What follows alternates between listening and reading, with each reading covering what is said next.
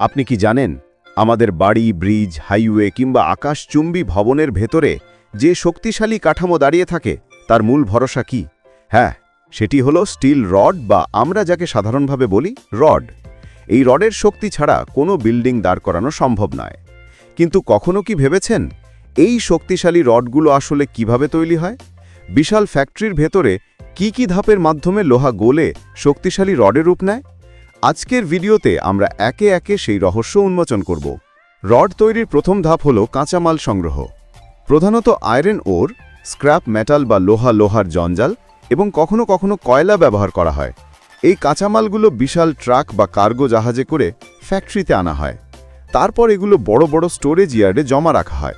এরপর আসে সবচেয়ে গুরুত্বপূর্ণ ধাপ, লোহা গলানো। ফ্যাক্টরিতে থাকে বিশাল ব্লাস্ট ফার্নেস বা ইলেকট্রিক আর্ক ফার্নেস, EAF। এখানে 1500 থেকে 1700 ডিগ্রি সেলসিয়াস তাপে লোহা গলানো হয়।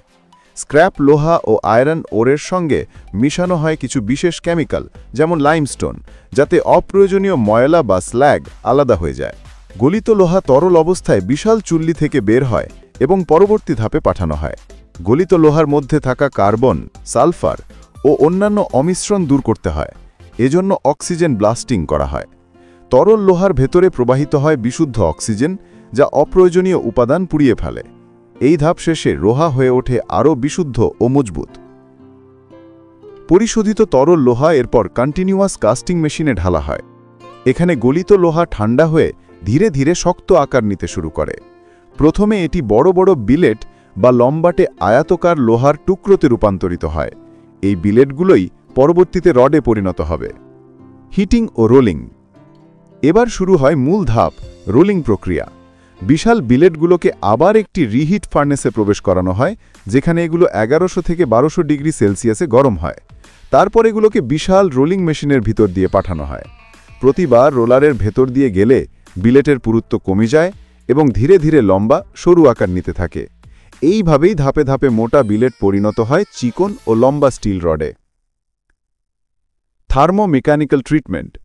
আজকাল রড তৈরি হয় বিশেষ এক প্রযুক্তি ব্যবহার করে, যাকে বলে TMT বার। রোলিং শেষে গরম রডকে ঠান্ডা জলের স্প্রে দিয়ে দ্রুত ঠান্ডা করা হয়। এতে বাইরের অংশ শক্ত ও মজবুত থাকে আর ভেতরের অংশ নমনীয় থাকে। ফলে রড একদিকে খুব শক্তিশালী, অন্যদিকে ভাঙে না, বাঁকানো যায়। রড তৈরির পর এগুলো নির্দিষ্ট দৈর্ঘ্যে কেটে ফেলা হয়।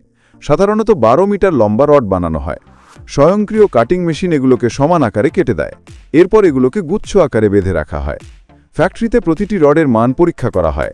টেনসাইল টেস্ট, কত টান সহ্য করতে পারে। ব্যান্ড টেস্ট, কতটা বাঁকালে ভাঙবে না। কেমিক্যাল টেস্ট, রডে কার্বনের পরিমাণ সঠিক আছে কিনা। এইসব পরীক্ষা পাশ করার পরই রড বাজারে পাঠানো হয়। সবশেষে রডগুলো গুচ্ছ আকারে বেঁধে ট্রাক, ট্রেন বা জাহাজের মাধ্যমে দেশের বিভিন্ন প্রান্তে পাঠানো হয়। আজকের আধুনিক যুগে রড শুধুমাত্র একটি লোহার দণ্ড নয়, এটি হলো সভ্যতার অন্যতম স্তম্ভ।